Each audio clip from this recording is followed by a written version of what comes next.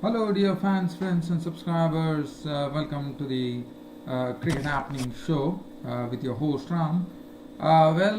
We look at the wonderful win that New Zealand won against Bangladesh by actually winning the series 2-0 with one more to come, the final test to come at Christchurch. But what was very significant was that 2 days were washed out due to rain, and the New Zealand, I have to say, whether it was with the bat or ball, they played absolutely aggressive cricket to sink the Bangladeshis to the mire, and finally they took a 2-0 lead. 2-0 lead is a winning lead in the series. They've already won the series with the final one coming up, and they'll be definitely eyeing a clean sweep.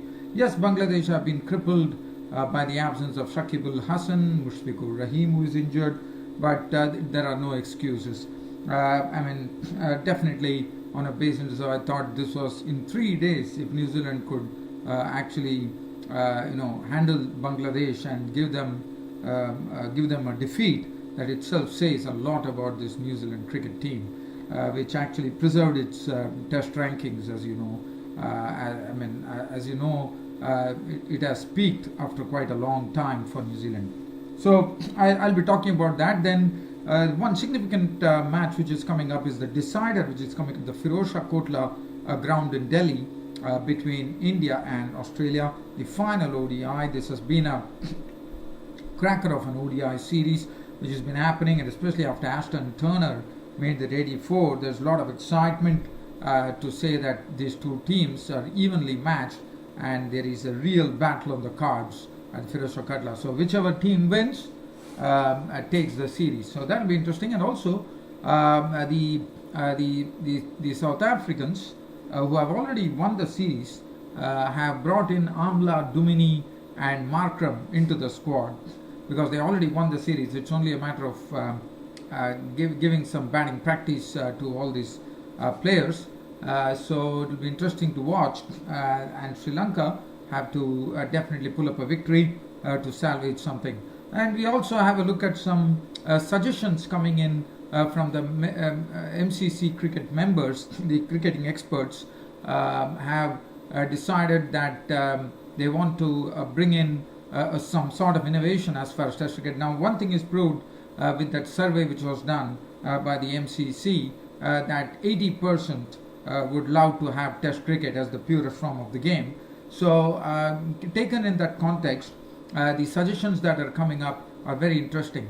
They are going to have a sort of they are suggesting that they have a sort of a timer in the stadium where between the change of overs, normally we see that certain captains have been penalized for over rates. So basically they have been either suspended or fined or something of that sort has happened.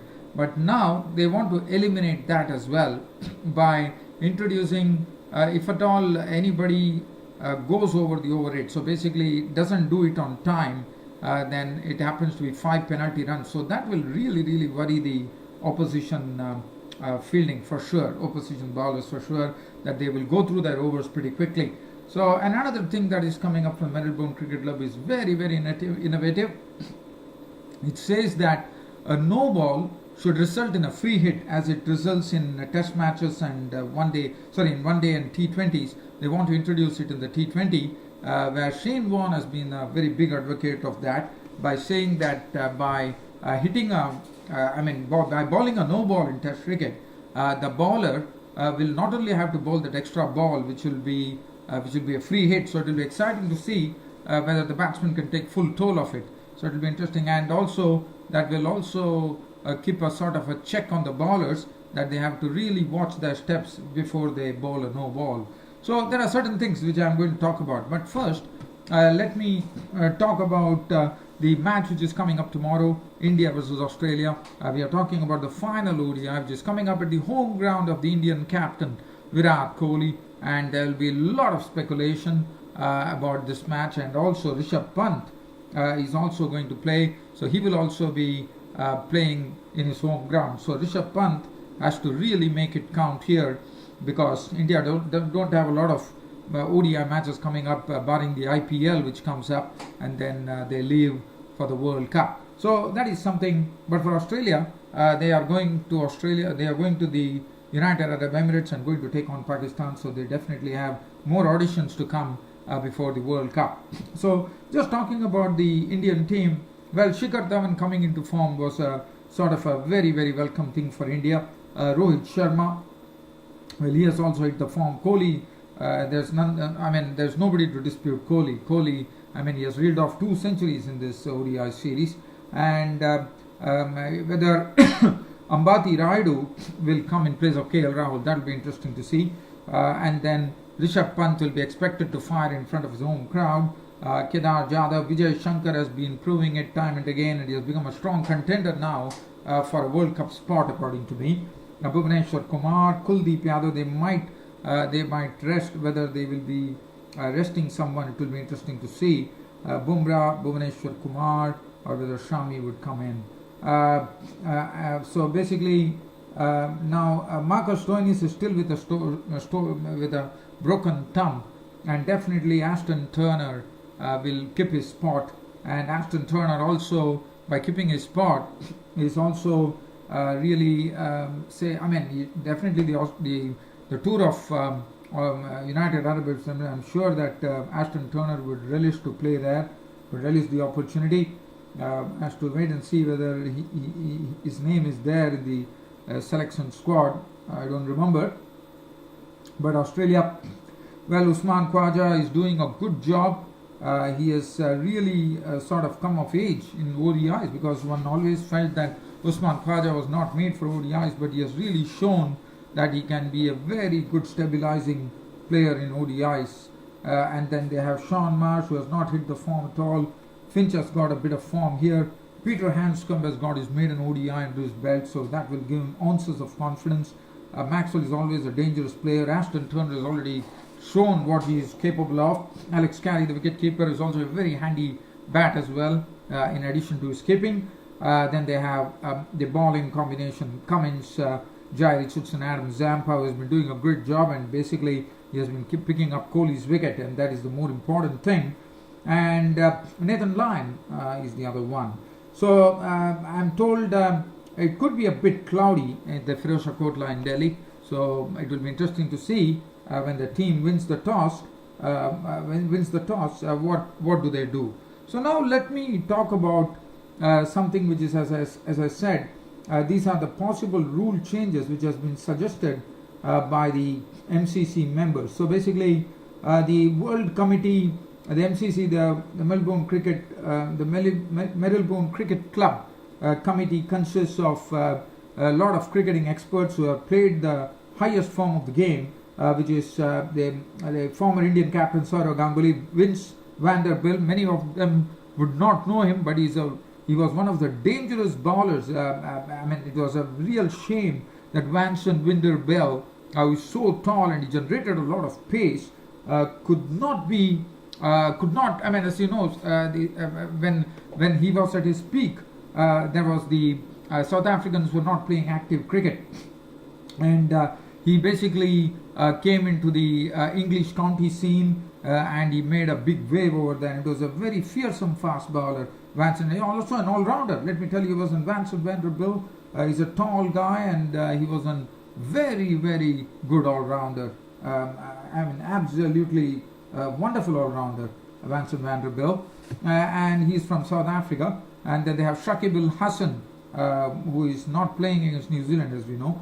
Shane Warne, the doyen of leg spin, former leg spinner and cricket commentator Shane Warne. Mike Gatting, the former England, one would remember Mike Gatting when the late Malcolm Marshall actually broke his nose in a test match, and then that stalwart from Sri Lanka, Kumar Sangakkara. So this was the committee which it comprises of, and what they have suggested, the proposals that has been put forth by these members are: one is to get the timer clock. So timer will be shown on the scoreboard. This is, as I talked to you about, it is because to reduce the over rate, where it will be increased to 60 seconds when a new batsman is on strike, 80 seconds for a change of the bowler, and if either side is not ready, then the clock goes to zero. So and it will result in 5 penalty runs if that is one of the suggestions that is coming in. And also they have also gone to the talking about the DRS review, which definitely failed between India and Australia, and we have been having a lot of not controversy but definitely a lot of talk going on. So basically, basically when the DRS is taken, there's a lot of time going on in finding out the inside edge, that it was an inside edge for LBW, and then finally it comes the verdict comes that it's not our decision. They say that the TV umpire should be informed immediately about it, and this is for me is the most interesting suggestion coming from the committee members, which says that no balls, which results in a free hit in ODIs and T20s, has to be introduced in Test match cricket also, just to bring some excitement. Now Shane Warne, I feel, is the one who is strongly advocating it, looking at things. He says that once a no ball is bowled, the batsman is not only out, it results in an extra ball, and it's also a free hit. So basically the crowd is excited to see whether the batsman can take full toll of that delivery. It's a sort of a really freebie for the batsman. It'll be interesting to see whether he knocks it for 4 or whether he knocks it for 6. Another good suggestion coming in is that, as you know, there have been the major ball manufacturers, as we know, are SG, Kookaburra and Dukes. So the suggestion which is coming up is, it says that the new proposal says that only one kind of ball should be used in all the test matches on a uniform level. As you know, the World Test Championship is also going to kick off after the World Cup. So basically they want to see to it that only one ball is used, and looking at the suggestions from the cricketers and all, it should be the Duke's ball, which everyone, even the Indian captain Virat Kohli, strongly advocated that it should be a Duke's ball, which has done well. So that these are some of the suggestions, but it all depends whether it all comes to fruition. That is when the team meets. It will be put forward to the ICC, and the ICC will decide whether this is something that they can go for. Other than that, news that I have is that Afghanistan have called out their tour of Zimbabwe, and for the ODIs, injured Kushal Perera is out of the mix, out of the final 2 ODIs which is coming up, with South Africa already wrapped up the series. And this is very interesting. Afghanistan, who are going to play their first test match against Ireland, have added a new spinner, and this spinner has been doing very well in the domestic cricket, and his name is Zahir Khan. He's an unorthodox bowler. He's a left-arm wrist spinner, so we can say he's in the mold of the Indian bowler Kuldeep Yadav.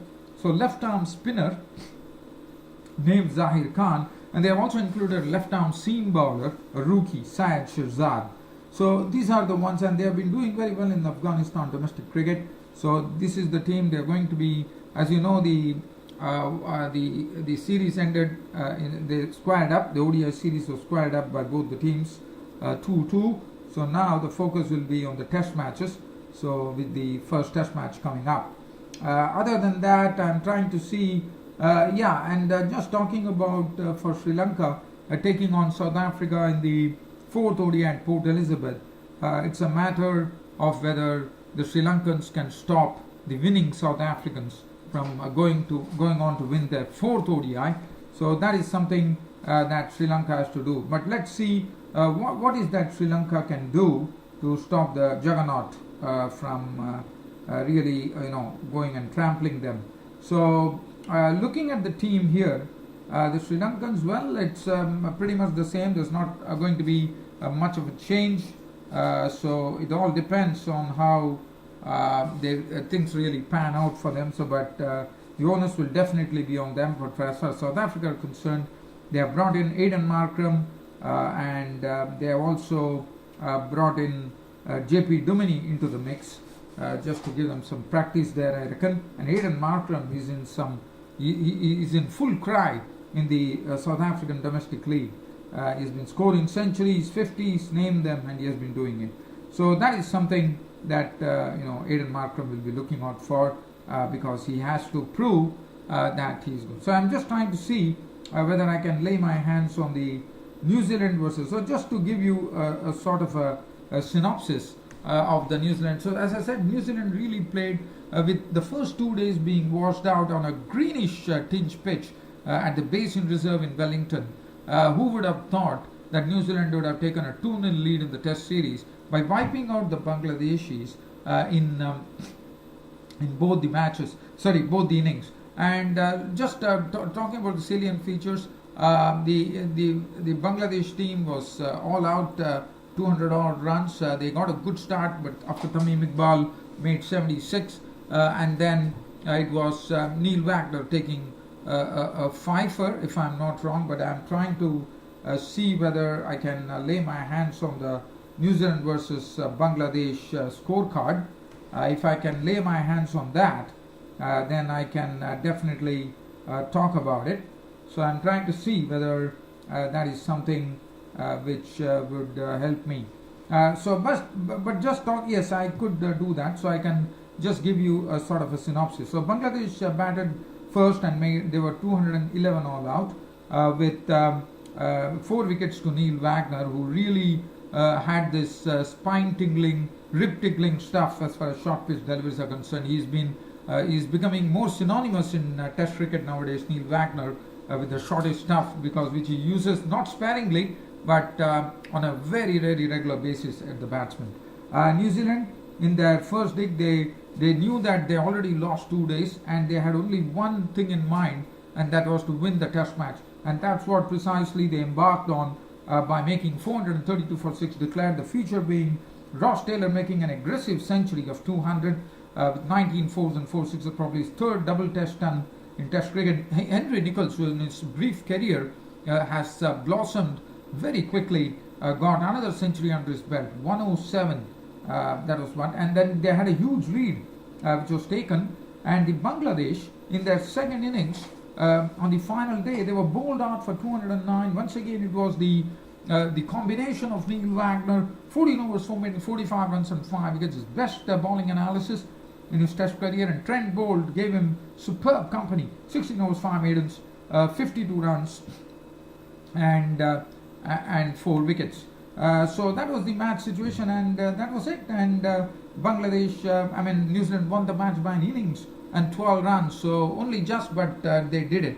So definitely full credit to the New Zealanders for doing this to Bangladesh. And as I said, after 2 days, full days being lost, this is, I would term this as absolutely aggressive cricket from New Zealand to really, really sink the Bangladeshis into the mire.